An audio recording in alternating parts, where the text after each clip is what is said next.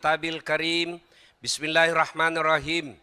Ya ayyuhalladzina amanu taqullaha haqqa tuqatih wa la tamutunna illa wa antum muslimun.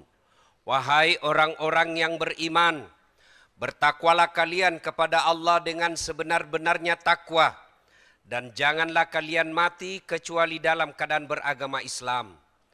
Ayat ini Jumat dibacakan khatib. Kenapa? Karena ayat ini penting. Ratusan ayat dalam Quran, tapi ayat ini yang dipilih Allah sejak 1400 tahun yang lalu, tiap Jumat dibacakan. Dan rasa-rasanya susah diterima akal. Jangan kamu mati, berarti mati kau yang ngatur. Wih, jangan mati ya, berarti mati mau-maumu. Padahal mati, mau atau tidak, tiba saatnya pasti. Insya Allah kita tidak akan mati dalam keadaan berzina. Amin. Insya Allah kita tidak akan mati dalam keadaan sakau. Insya Allah kita tidak akan mati dalam keadaan ngerampok. Tapi yang bisa membuat kita mati kafir, hubbi aklil haram. Suka memakan barang haram. Satu di antaranya menerima serangan fajar pilkada kemarin. Kau tepuk tangan tapi kau semua pelakunya. Ustadz, bagaimana kalau sudah terlanjur Ustadz? Sudah terima 300.000? Syaratnya satu, kembalikan uangnya. Malu Ustadz, masukkan celengan masjid. Sudah habis Ustadz, hanya api neraka yang bisa mencuci perut. Adu mubin. Wahai orang-orang yang beriman, masuklah engkau ke dalam Islam secara sempurna. Bukan Islam gimik-gimik, bukan Islam pencitraan, bukan Islam pilkada. Islamlah secara benar. Islam kalian ketika sholat, Islam pula lah ketika kalian bikin undangan pernikahan. Belum menikah, prawedding.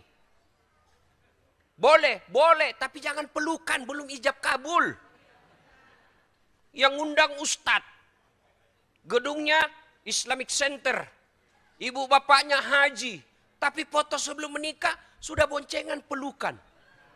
Pergi ke pesisir pantai naik mobil, naik sepeda tua. Kau mau pergi jual ikan? Kalangkah setan, karena sesungguhnya setan itu musuh yang nyata bagi kalian. Bu Ibu, mau tahu ndak apa yang paling tidak disenangi setan? Usah kau datang, lebih baik kau nonton di rumah. Alhamdulillah setan di rumah bisa kita kalahkan, hadir di tempat ini. Tapi ketika saya dengar ceramah, sesungguhnya kena godaan setan. Iya, bagaimana ibu mau dengar ceramah kalau ibu sibuk begini? Hah? Bagaimana ibu mau dengar ceramah kalau ibu sibuk begini? Siaran langsung juga dia, cuma 2 penontonnya, suaminya sama mantunya. Ayo simpan HP-nya ibu, bisa? Ibu-ibu yang pegang HP ketika saya ceramah, saya doakan suaminya kawin lagi. Kenapa bapak-bapaknya riang gembira? Simpan HP, bisa? Bisa? Ibu bapak, saudara-saudara sekalian, tolong diperhatikan sebentar saja. Saya sebenarnya lagi kondisi kesehatan tidak baik. Lagi tidak baik-baik saja. Tadi malam saya dari Singapura berobat, jam 12 tiba. Ya. Nah, ini belum sehat betul, tapi karena cintanya kepada majelis musyawarah, saya datang ke tempat ini. Cuma saya bilang saja tadi sama Mas Seto, jangan duduk di samping saya. Kenapa Ustadz? Tambah jelek saya Mas. Ya toh? Masya Allah ya. Kalau orang gagah duduk di samping saya, dia tambah gagah, saya makin hancur. Untungnya kita masuk surga bukan kualifikasi kegagahan. Kalau kegagahan nomor 1 masuk surga para artis, kita nomor belakang. Tapi alhamdulillah Allah katakan inna akramakum indallahi atqakum. Yang paling mulia di sisi Allah adalah yang paling bertakwa. Ada kulit hitam, wajahnya budak, tapi dimuliakan oleh Allah. Siapa? Bilal bin Rabah. Ada orang tinggi jabatan, cakep, Masya Allah, cakep betul, kekuasaan bagus, namanya Fir'aun. Iya, Fir'aun itu Pak, tidak ada yang berani lihat wajahnya. Tapi karena dia sombong, Allah laknat dia. Apa laknat Allah? Haram masuk surga. Kalau kita masih 50-50. Ada harapan masuk surga, ada harapan masuk neraka Pak. Fir'aun sudah diponis haram masuk surga. Disebut dalam Quran, haram. Padahal dia gagah. Elektabilitasnya paling tinggi Pak. Tapi karena tidak punya iman, Allah hinakan Fir'aun. Mana buktinya? Sampai detik ini tidak ada satupun manusia mau kasih nama anaknya Fir'aun. Jangankan kasih nama, dituduh aja Fir'aun marah Pak. Iya kan? Sebaliknya, ada manusia hina di hadapan manusia. Namanya budak. Budak itu beda dengan pembantu. Kalau pembantu dia digaji tiap bulan. Dan dia bisa pilih tuan yang mana dia senang. Tapi budak itu hak milik Pak. Boleh dibakar, boleh ditikam, boleh dibunuh. Hak milik seperti Bapak punya handphone. Mau lempar, mau celupkan ke air, boleh Pak. Malah saya lihat ada iklan handphone, boleh masuk ke air. Untuk apa masuk ke air? Memangnya kau mau bicara dalam kolam? Iklan beleng-beleng. Ya kan? Masita. Tapi karena punya iman, Allah muliakan Masita. Apa buktinya? Ketika Nabi Isra Mi'raj, Nabi mencium. Siapa itu? Barusan saya bau harum seperti ini. Apa di arwah para nabi? Bukan. Para rasul? Bukan. Malaikat? Bukan. Siapa dia? Jibril? Dia arwahnya Masita. Harum. Sampai Nabi pun Isra Mi'raj masih mencium keharumannya. Cukup sampai di situ? Tidak. Allah muliakan Masita. Suatu kali Nabi di Madinah sangat panas. Panas betul. Itu Madinah Bu. Ibu tahu Madinah? Tahu Madinah Bu? Tahu? Itu Depok belok kiri. Nah, Madinah kalau panas Pak, asli panas. Kalau dingin, asli dingin. Dan saya sering rasakan. Madinah panas waktu itu. Dalam keadaan panas tiba-tiba ada seorang manusia keluar dari rumahnya. Berlari-lari kecil dia Pak. Kenapa? Takut sengatan matahari. Lalu menuju ke masjid. Dia adalah Abu Bakar Siddiq. Selang beberapa saat keluar lagi dari rumah seorang manusia berlari-lari kecil. Juga takut sengatan matahari, maka dia buru-buru. Tak lain adalah Umar bin Khattab. Dia dapati Abu Bakar. Abu Bakar, tidak biasanya siang-siang begini kau ada di masjid. Ada apa gerangan? Lapar Kak Bos. Kosong perut. Daripada saya cuma lapar di rumah, mending saya datang di sini. Lapar dapat pahala. Sama waktu saya sekolah Pak. Makanya kebiasaan sampai sekarang terbawa puasa Senin Kamis. Kenapa? Saya sering kelaparan waktu sekolah. Saya bilang sama adik saya, daripada kau cuma lapar, mending kau puasa. Lapar dapat pahala. Akhirnya kata Umar, saya lapar, maka saya datang ke sini. Kata Abu Bakar, Umar balik tanya, kau juga kenapa ada di sini? Sama, saya juga lapar. Mereka lanjutkan zikir. Selang beberapa saat keluar rumah seorang manusia, santai aja jalannya, tidak buru-buru. Kenapa? Kemana beliau melangkah, ada awan melindunginya sehingga tidak tersentuh secara langsung oleh matahari. Dialah Muhammad sallallahu alaihi wasallam. Assalamualaikum warahmatullahi wabarakatuh. Wahai sahabatku. Waalaikumsalam warahmatullahi wabarakatuh. Kata Nabi, iya toh, kita sudah tahu, tapi masih dipilih juga hanya karena pencitraan.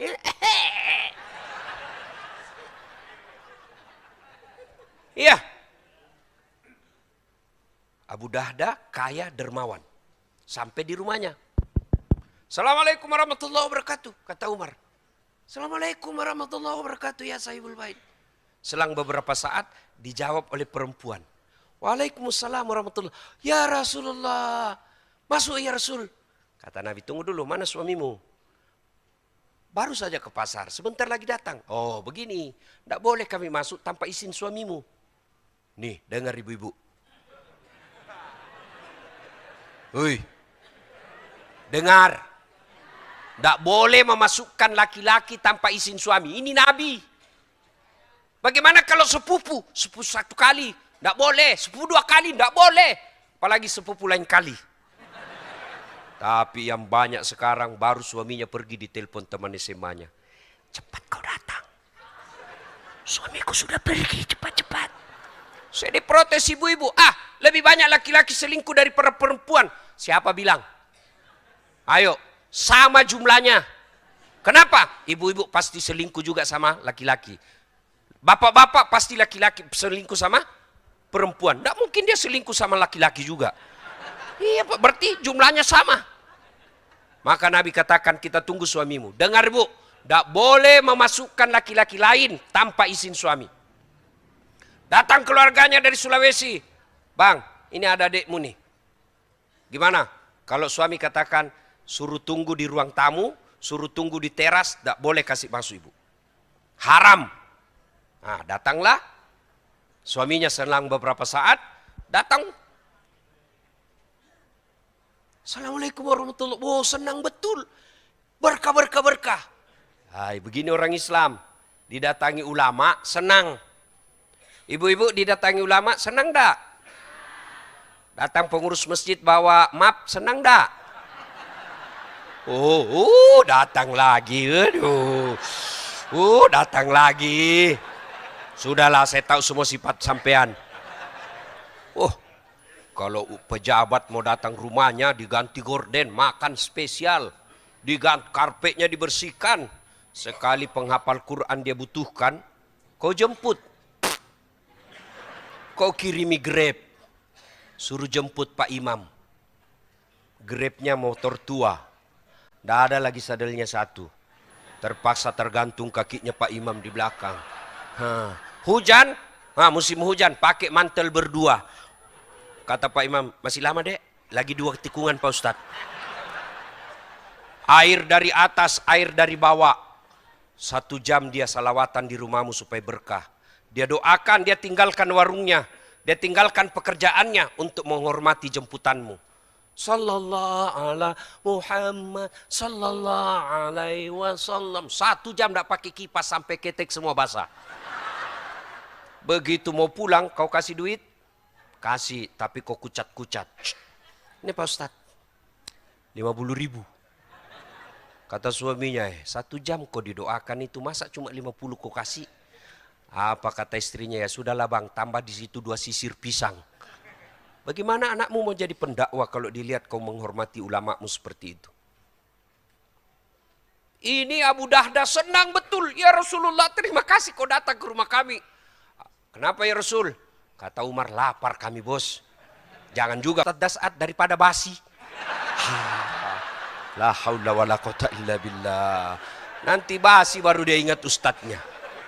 Yang lebih parah lagi konsultasi malam-malam. Telepon jam 12, jam 12. Ustadz belum tidur. Kalau saya sudah tidur saya tidak jawab ini anumu. Ada apa? Cek-cek nomor aja Ustadz. Astagfirullah. Ya, sudah. Lalu Abu Dahdah menyembelih binatang yang paling pagi. Sebagian dagingnya disate, dibakar, dipersembahkan kepada Nabi. Nabi menyantapnya dan berkata, Abu Dahdah, tolong bawakan anakku Fatimah. Sudah lama kasihan anak saya tidak makan enak seperti ini. Bawakan anak saya. Ini bapak-bapak ingat nih. Kalau makan enak di luar, jangan kau lupa bini dan anakmu. Nabi Masya Allah. Dia ingat istrinya Pak. Bapak kalau di luar traktir orang. Semua makan enak. Sampai di rumah istrinya tidak pernah ditraktir. Suami macam apa itu? Tidak pernah dicontohkan Nabi itu. Malah kalau pulang sudah ditraktir temannya. Teman saya yang traktir bu. Padahal dia yang traktir temannya. Hati-hati juga ini yang suka ditraktir. Apalagi yang tidak pernah traktir kamu semenjak kau kenal 12 tahun. Baru kau ditraktir. Siapa tahu uang pilkada dia kasih makan kau. Nabi menyantap. Sudah itu Nabi mengambil semua sampel makanannya. Diangkat roti, daging. Apa kata beliau? Saudara-saudara sekalian, tadi kita keluar dalam keadaan lapar. Perut kosong. Tapi alhamdulillah berkat persaudaraan di antara kita. Perut kita sudah kenyang. Tidak perlu beli kambing. Tidak perlu beli kurma. Alhamdulillah kita sudah kenyang. Tapi ketahuilah saudara-saudara sekalian, Sampai Nabi 3 kali mengulangnya. Ketahuilah saudara-saudara sekalian, semua yang masuk ke dalam tenggorokanmu, makan dan air yang lewat di tenggorokanmu, demi Allah, kelak akan diminta tanggung jawabnya di hadapan Allah Subhanahu wa taala.